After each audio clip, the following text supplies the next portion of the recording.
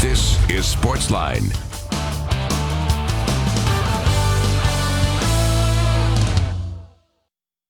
Hey there, Sportsline on your television. Glad to have you here with us tonight on News Channel 5+. I am Steve Layman.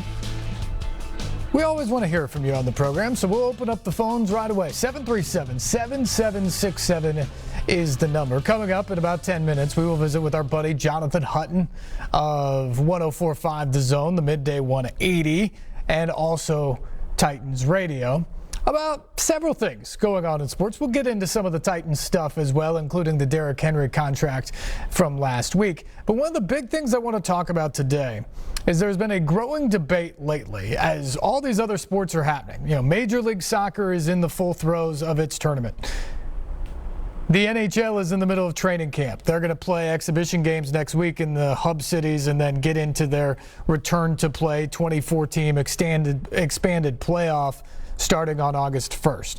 The NBA is going to start playing games in Orlando next week. Major League Baseball starts its season this week, and they're going to travel from city to city with no fans, but they're going to travel from city to city. And now you have the NFL launching training camps this week as rookies and then injured players report and then all players report next Tuesday around the league. But there's this growing question of whether or not college sports can happen this fall, and whether they should happen this fall. And there seems to be this consensus out there from a lot of people in the media, frankly, that are saying that there's just too much risk, that these are college athletes, they're not professionals, and that therefore you just can't make them do this. And I think that's a fair place to start with your premise or your thoughts on the matter, because obviously this is something that is very new. We're still dealing with some information of it, and you want to make people, all people, as safe as possible when making these decisions.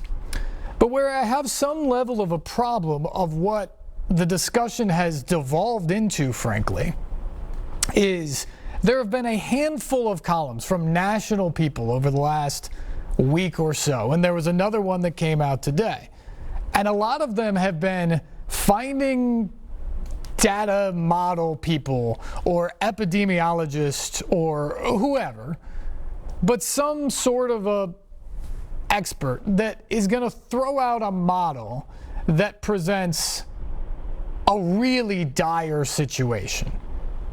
There was one about 10 days ago where a national college football writer interviewed a computer science modeler from the University of Illinois.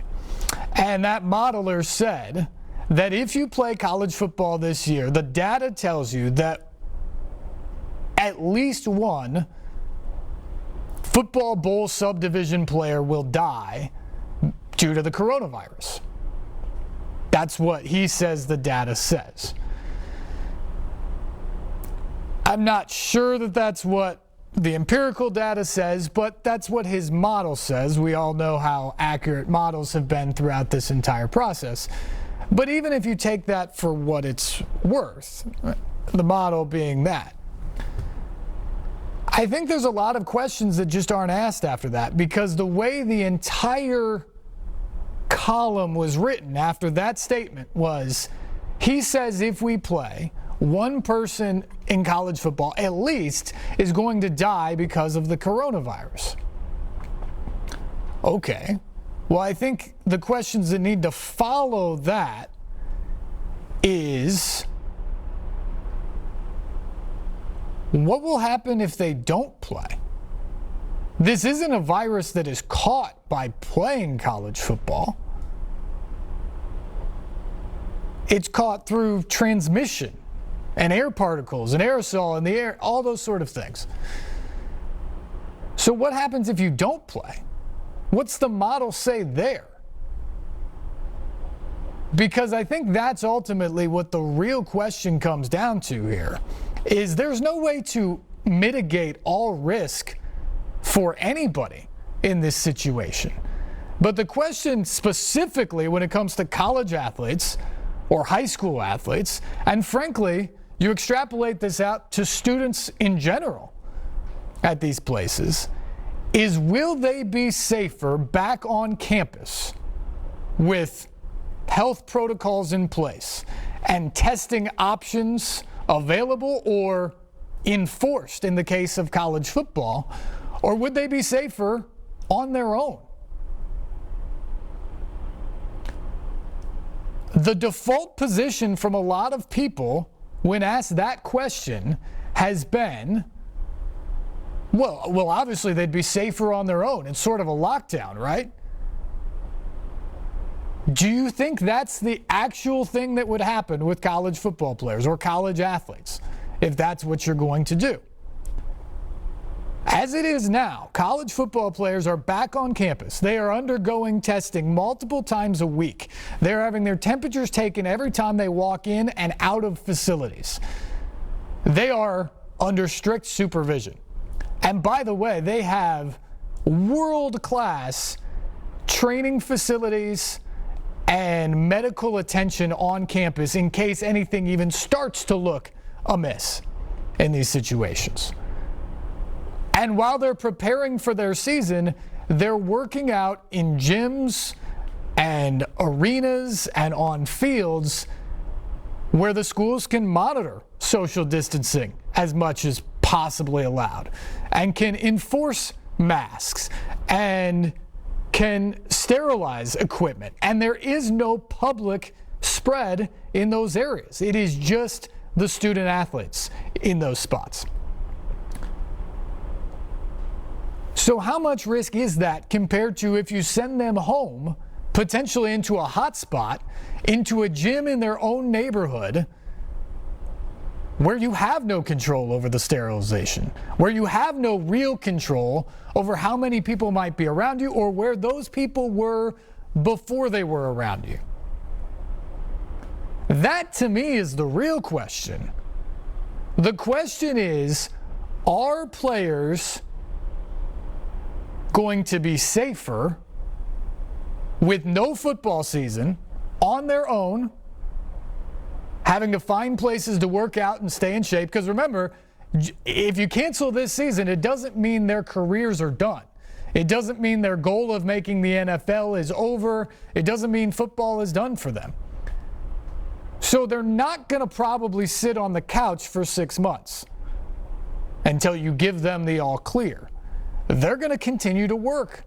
They're going to work out. They're going to get together with buddies. They're going to get together with teammates. If they're on campus because school is going on, they're probably going to go to parties and do other things like that. But what you would be taking away is you would be taking away the monitoring. You would be taking away the testing protocols. You would be taking away the temperature checks. You would be taking away the social distancing and all those things that the schools have put in place to try to keep these athletes safe. If you cancel the football season, will there be zero positive test? I think the answer is no. And so then the question comes back is, if you're going to have positive tests regardless, where are they the safest then? Is it at home? Around their family? Potentially around elderly family? Or would it be on campus where they have those world-class medical teams around them? These are the questions that I don't feel like have been asked enough around the people or by the people around college football. Just today, David Ubben, who does a great job covering Tennessee for The Athletic, he posited an entire column today, and I want to make sure I get his quote exactly right. But he posited an entire column today around this simple question, and he calls it the central question to the idea of if college football should be played this fall. And that question is, what is the acceptable amount of players in the hospital, on a ventilator, or dying before we agree that college football is not worth it? I reject the premise of that because the answer is fundamentally zero. No one is accepting the idea that we have to lose a college football player this year, or that we need college football players in the hospital. Heavens no. That's ridiculous to even assert that, or that anyone is okay with that idea. But I think there's a realistic question to ask back is, are they at a significantly higher risk if you don't play the season? Anecdotally, look at college reports from campuses as players have come back starting about the second week of June in places like the SEC and the Big Ten, and sprinkling around at different campuses around the country. When you look at it, you saw large amounts of positive tests early on in the process, when people either came back from wherever they had been during the pause or during the lockdown, back home, presumably, hanging out with friends back home, and then coming back to campus. And you also saw an increase shortly after they got back, because guess what? They're college kids. And so you put them back on a college campus and they're going to go to a party, or they're going to do whatever is going on there. So that's what happens. But what you've seen is they actually get into the protocols and they get the temperature checks and they get the actual test and they do the social distancing and they wear the masks. What you've seen is almost universally across the board, the number of positive tests have gone down on those college campuses. Now, that doesn't mean you're not going to have a guy go to a party this fall and get it, and you might have an outbreak. Certainly could happen. But here's the question. If you don't play football, is that not going to happen? Especially if schools are in session? Aren't they still going to go to the party? Aren't they still going to do the things that they did at home? The only difference is you wouldn't have those protocols in place. Cornell University did a study. It wasn't about student athletes. It was just about the general student population. And the crux of the matter with the study was to the university at large and the president of the university and the board there that we need to bring students back on campus with in-person instruction this fall. Because the way we've run out the models are that if you go online only and you take away temperature checks and you take away their access to tests and everything that comes with that, the medical care that comes on campus, what you have is you have a young group of people who largely do not face the most severe consequences of this virus, as dreaded as it is, and in many cases will be asymptomatic, who will choose to either stay home, potentially with elderly relatives again, where they will engage in risky behavior, as that group often does, and bring it home to family, or they will move back to Ithaca, New York in this case, whatever their college campus would be, and live off campus, again, without any of these protocols, but with their friends. Socializing, getting together, partying, contracting the disease, contracting the virus, and spreading the virus without any of the protocols in place. They found that there would be a significantly higher level of transmission within the campus community if the campus community was closed. That is the type of evidence we need to be really looking at here, to me, when you talk about college football this fall. I don't think the question can be, what are you willing to accept as the worst possible outcome? And I don't even think the question can be, with this virus, which is unseen and unknown in a lot of ways, can we prevent any deaths from happening? On a typical year, 2 college football players on average die, almost always off the field.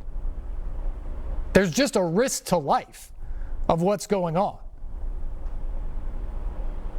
I think the more realistic question has to be, where are they safer? Is it on campus, under these protocols, and playing the sport that will give them motivation and incentive to stay as healthy as possible, be as responsible as possible? Or will they be safer by their universities, their conferences, the NCAA, canceling their season and telling them to just deal with it and live with it. And without those protocols and safety measures in place, leaving it up to them for how they want to act. Those are the questions I think we have to dive into before we make any significant decisions about the college football season. Want to turn now to my buddy Jonathan Hutton of 104.5 The Zone, Titans Radio. We're going to talk about a bunch of things tonight, but Jonathan, since I've kind of got it all worked up here off the top of the show, I want to get your thoughts on this idea of college football right now. We've seen it. MLS is back. The NWSL is back. Major League Baseball starts this week. The NBA and the NHL essentially are both starting next week in terms of game action. The NFL appears to be full speed ahead. It will look different, but they seem dead set on playing a football season this year. But there does appear to be this lingering question about college football. From everything you've read, trying to read the tea leaves right now, where do you think we stand in terms of the college kids getting on the field this fall? It's been the most difficult area for me to figure out that this entire postseason, as we'll call it, of football, the off season, is whether or not college football is going to be back. If you asked me 2 months ago, whenever we were starting to really dig into the finances of everything, I would have said absolutely they're going to play college football. They have to play college football to finance the rest of the athletic departments, and in many cases they certainly do. I was listening to what you were saying. I completely agree with your premise. The only thing I would think of that they would come back with is, well, can we say they're going the students would be safer if we cancel the football season? No. Are we liable if we if they go out on their own and contract COVID-19 and die? No. I think they're weighing the lawsuit mentality of people too. If they say, hey, come back to campus and you're going to have the best testing available and you're going to play college football because we need you to financially. And then if something were to happen, God forbid, then they're looked at as being the reason why. And then you start to see everything go to the court system. That's the worst case scenario. But as we know, we've heard every worst case scenario thrown out here over the last 4 or 5 months. And this is the next one that I think they're having to discuss. No, I think that's exactly right, Jonathan. And it makes me wonder if these people who've written these columns and posed these questions over the last couple of weeks are frankly carrying the water for universities and the NCAA in this case, because there's no question there is the CYA or, cover your own back end mentality on these campuses right now, because you're right. As small as the percentage may be, if that one death, as the professor from the University of Illinois suggested in his model, happens in college football this year, if you are, let's say, the University of Illinois or the University of Tennessee, and you're sitting there thinking, oh my gosh, what if that happens on our team? What's in store for us? I think the answer potentially gets really ugly there, and that may be the biggest obstacle, frankly, the legal issues that would come from a potential nightmare in this story, maybe the biggest obstacle to play. Well, and let's go just another branch of the tree. Let's say that, the junior running back at University A contracts COVID-19, shows no symptoms, takes it home during Thanksgiving break, and the at-risk grandparent contracts this and passes away, right? Then do we follow the trail back to the university who said, hey, the junior running back's going to play this season? I can see where they're coming up with, as you and I sit here and discuss things. Imagine being in a boardroom or on a Zoom call where these university officials, medical officials, ADs, presidents, coaches, they're all on these Zoom calls 3-4 times a week throwing out scenarios. And for every door that they open, there are more questions behind every door that they choose. So it's a headache. Do I think sports can be played? Absolutely. We're seeing it not just locally now. We've certainly seen it globally. And I think college football is the most difficult to predict what happens because of the vast just space it takes up across the country and everywhere you turn. The NBA will be in a bubble. The NFL, they're going to have all the money behind it and the best available testing. And I think college football in particular is way too spread out. The Big Ten is doing a conference-only schedule, so the Big Ten can regulate their own testing. Will it be exactly the same as the SEC? Probably not. And I think therein lies a big part of the issue with all of this is there is no leader with college football right now. There are leaders, and the leaders are within individual conferences, and they're all speaking for themselves and handling it in different fashion. Yeah, I thought it was interesting today. Commissioner Greg Sankey of the SEC told HBO essentially in an interview that we saw a bunch of positive tests initially, but we've brought that down to almost zero across the board since our athletes have been back. That seems to show that these testing protocols and getting people back under supervision works. And we've frankly seen that in other sports as well. The NHL announced today, last week, in its first week of training camp with daily testing around the league, they did 2,816 tests. 2 of them came back positive. And the NBA came out today and said in the last week, which is basically the first full week after getting everybody down to Orlando in the bubble, they did over 300 tests last week. Not a single one came back positive from the players. And so it does seem like these protocols are working. You just have to allow them to get into place. I mean, even the MLS, where we saw Nashville SC and Dallas both essentially get kicked out of the tournament because of positive tests. Well, guess what? Now that everybody's been there and been quarantined for a while, there's no more positive tests. So the real screw up, as I said more than 10 days ago now, the real screw up there was the MLS backing down to the players on their original plan of having a 14-day quarantine in Orlando. Because if that happens, Dallas and Nashville show up with community spread from their own cities, and guess what? You may spread within the team, but you quarantine for 10 days or whatever, and in all cases, all of those players are fine at this point.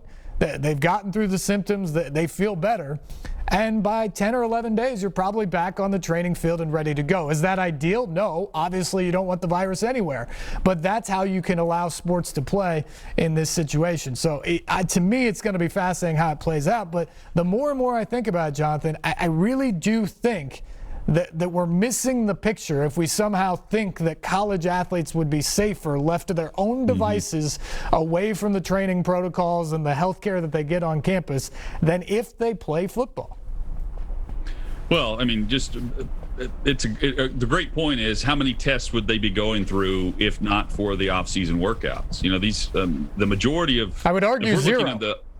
Right, yeah, and I mean, I've yet to be to the NFL facility for the Titans for training camp, but as soon as I go, I'm likely to be tested. That will be the first test that I've had since we've been broadcasting from home.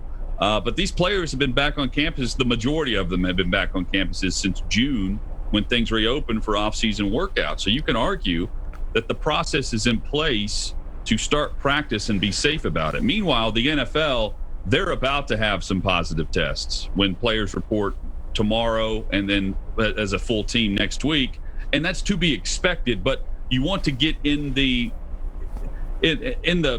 path of the test and the daily regiment that they're going to be asked to do before you make a rash decision on the season or play a game.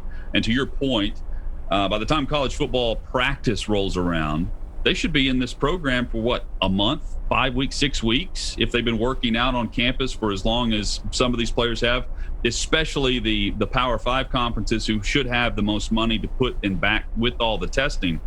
That it makes the most sense that they should be the most educated around it and the safest amongst us, honestly. It's going to be a weird season for sure, but I still think that at the end of the day, college football is going to get played for all of those reasons we discussed. In terms of the NFL, it's always been interesting to listen to the two sides discuss what's going on. Everybody said they had the longest time to figure it out. Here they are down to the final days to figure out some of the protocols. But we found out today the two sides agreed on the testing. It will be daily for the first couple of weeks, maybe scaled back after that, depending how prevalent positive tests are going to be. But there's a whole bunch of other factors in place. There's no more in-person media. There's strict travel guidelines for all road trips. Guys are supposed to social distance in the team facilities. They're supposed to wear masks. All of the proper protocols are in place. And now, Jonathan, we hear that there's a pretty good likelihood that the NFL is going to offer to the players to cancel the entire preseason schedule. They've already dropped it from 4 to 2. It's likely the other 2 games are going to go by the wayside as well. How do you think that impacts teams like the Titans in their preparation for the 2020 season? I mean, the teams are going to begin the season rusty. I mean, that's just what we're going in 2020. I think it's worth it, though. I mean, to get to week 1, the goal is to get to September 10th. September 10th is night 1, Thursday night football, with the Texans visiting the Chiefs. The goal is not to get to the middle of August and play a preseason game and then have a team with one COVID-19 potential positive test, spread that to a locker room, which then spreads that to another team. We saw what happened in the MLS, and you just detailed that perfectly. So you want to get to the regular season. And to do that, I think the safest way to do it is to follow your protocols within your own facilities and not play a preseason game literally, 14, 20 days after you report. I think it's better to just go city by city, literally, and follow the protocols, and when week 1 rolls around, just deal with the players and the rustiness that we're going to see in live action then. That's just how it's got to be this year in my mind. I wouldn't risk the preseason. If you're not ready, if you're barely ready to report to camp before you can get all your ducks in a row, why push it to get all the travel and the hotels? The visiting locker rooms at some of these stadiums are atrocious. I know we're talking about the NFL, but the Kansas City visiting locker room may be the filthiest locker room in the league. And Steve knows what I'm talking about. Oh, yeah. Coos can't carry his NewsChannel 5 camera in the locker room because it fogs up. There's so much humidity in there. That's how closely knit those players are side by side in that visiting locker room. So, but then you go to Denver. Denver has a great visiting locker room. It's massive. So they have to figure out some of the traveling issues with that. And this would allow that. Plus, I think it's also a bargaining chip to the players from the owners to say, hey, we'll take the preseason off the board. Now we need you to give some of that salary back in exchange for keeping the salary cap next year where we need it to be. We took money off the table and revenue off the table in the preseason with health and safety in mind. Now you need to come back to us and let's make sure we're getting something back monetarily that we can carry over to 2021. Because if they don't, then the argument can be said, hey, look, we're going to lower the salary cap next year. That's going to affect the big veteran payouts that are due. That will affect payouts in free agency with players that are expected to be unrestricted. You see where I'm going here. I think the preseason is more of a bargaining chip than it was out of necessity, although I think it would have been canceled anyway if you get where I'm going here. I think it's the safest bet not to play and to worry about getting to September 10th. It's always good to look at where the negotiations have been and where they are going, though, because that often charts the public discourse, and I think we've seen that here for sure. Jonathan Hutton from 104.5 The Zone, Titans Radio, joins us here. What about the Titans in this scenario, especially on the offensive side of the ball, with 10 guys back from last year? How much of a benefit can that be for this team heading into a season where the preseason is going to look totally different than anything we've seen before? It has to be a huge factor. Like, it may be a small note after the season that, they returned everyone and they had the same play caller, but I don't think it can be overlooked early in the season what a factor it's going to be. Just look at the first couple of opponents as we move forward on the schedule. Denver's got some young receivers now. They're all in with Drew Lock. They should have some new pieces in the coaching staff there as well. So they're not as cohesive. They had a running back. So when you look at their offense, it should be good, but we know the Titans' offense will be good because they're bringing everyone back but Jack Conklin.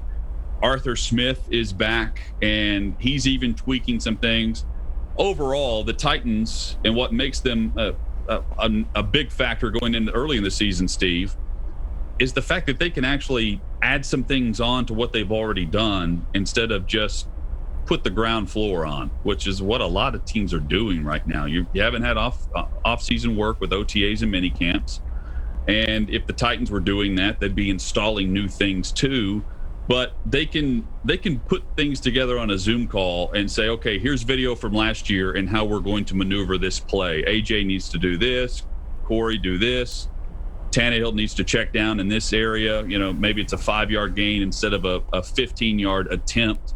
Those things that Arthur Smith can go detail by detail on that other teams aren't able to do. Even in Jacksonville, with Gardner Minshew coming back in season number 2, he has a new play caller in Jay Gruden. So for every player that's back, nearly all of those teams have a new coach in some way, and the Titans are fortunate where they're familiar with every aspect of what they'll be asked to do. And obviously they have the NFL's leading rusher in Derrick Henry. He gets the contract last week for 4 years, $50 million. To me, that's a player bonus in the idea that he increases his salary, gets guaranteed money in a big way over the next couple of seasons. But it's also a team-friendly deal. To me, he's only the 5th highest paid running back in the league right now. That'll probably go down over the next couple of seasons. What did you make of the deal? Yeah, I was surprised. 2 reasons I was surprised. First, it's rare that you see the franchise tender signed and then you see the extension right before the deadline. Normally, the player plays out the tender, and then if they get tagged again, they're getting 120% of what they earned. That's fully guaranteed. So they're set up nice over 2 years. And Henry would have been. I mean, he was going to be paid more this year than his previous years combined on this Titans roster. And if they tagged him again next year, which they would have done if we fast forward a year, it's another year for a little over $12 million. So he's going to get paid over $22 million in 2 years. And he's actually going to count less on the salary cap for those same 2 years than what he would have counted had they franchised him. But I was also surprised that Schefter and Rappaport were wrong. I mean, that they reported that they were not close to a deal 24 hours before Henry agreed to it. And in listening to what Henry said, I think he did factor in the COVID-19 offseason. He factored in the free agency period next year. What we don't know is what the cap number will be.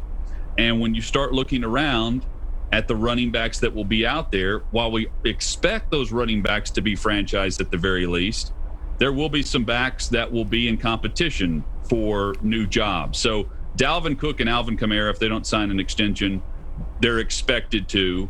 They're due to be free agents, but also Marlon Mack, Leonard Fournette. I mean, the list goes on and on here. And then Henry would have been technically up after this year, but he would have been tagged again. And I think the Titans said, look, here's money up front, $25.5 million guaranteed, and your average will be 12.5. But if you look at it from the agent's perspective, it's really a 2-year deal and then a chance to cash in again.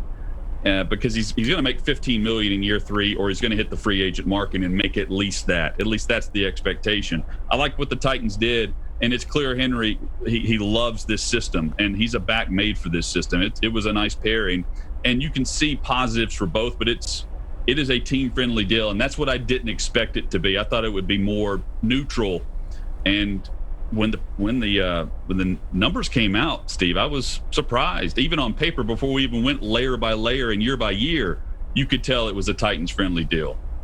I think both sides walked away happy from that one, but the Titans certainly have to be pleased to have Derrick Henry back and locked up for the next 4 years, along with Ryan Tannehill. Jay Hutt, before I let you go, I ask you this question. In this weird, uncertain year where sports are starting to come back, what unique return to play are you most looking forward to seeing, and why? Any league or player? I didn't hear you there. Any league. I mean, so you want to see the Stanley Cup playoffs? Is it the NFL? Is it whatever, college football? What are you most looking forward to seeing in the return of sports? Well, for me personally, it's football. Like I need football. I'm really intrigued to see if the NHL can capitalize on this moment, because I think of all the leagues set up, they have the safest to return measures in place. They're in Canada. Once they make it there, they're not leaving. The laws in Canada are crazy for if you're caught outside without a mask on. I mean, it's almost set up to where you can't fail. And to be in the two hub cities of Montreal and Toronto, Edmonton and Toronto. Did I get that wrong? Yeah, it's Edmonton and Toronto. You got it. Edmonton, Toronto. Sorry. Are you like me? I think once they get there, it's set up perfect. And who knows what the Predators end up doing in all of this? Because when we last saw them to where they are now, like 120 days later, they could be a vastly different team, and for the better. Now that John Hines has had the controls here behind the scenes, it's an extra off season. It's a little boost for them, and they're made for this setting with the veteran leadership that they have in the locker room. And albeit we didn't see it last fall, we could see it now because of the layoff that they've had, and they're healthy. So I like the way the NHL is, and it's simply because I'm intrigued to see what the Preds can do. Yeah, I agree. I need football back, but I'm very intrigued by this expanded Stanley Cup playoff and what kind of excitement it could bring. Jonathan Hutton, midday 180, 10 to 2, every Monday through Friday on 104.5 The Zone, also on Titans Radio and the Electric Power Company Sunday Sports Central every Sunday night with us as well. Jay Hutt, thanks for the time, my friend. Anytime, Steve. I'm enjoying the Zoom chat, so let's keep it going. Yeah, absolutely. Good to see you. Be safe. And we will come back after this, talk a little bit more about these return to play plans. Coming up.